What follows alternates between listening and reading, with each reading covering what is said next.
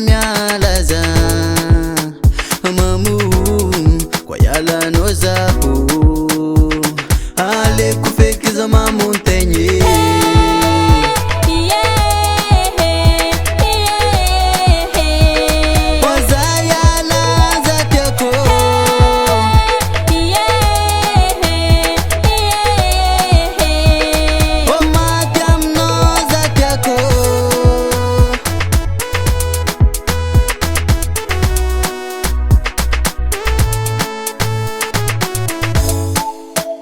mafurenyi madini kyano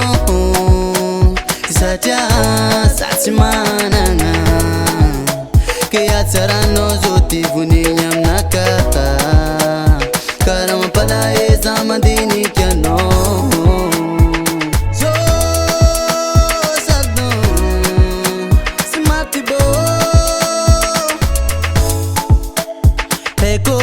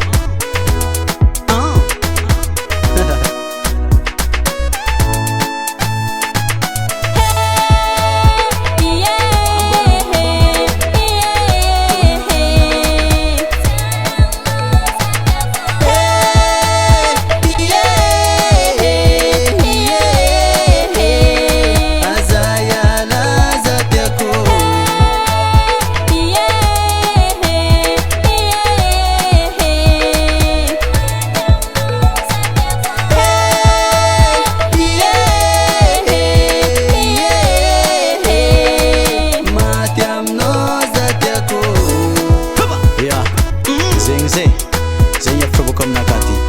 tsy resaka fanatrana velively tokony ialana vadinao miaraka mikofoko miaraka mitady efa rany anareo mba lo top zagnaharitsy ny olo araiky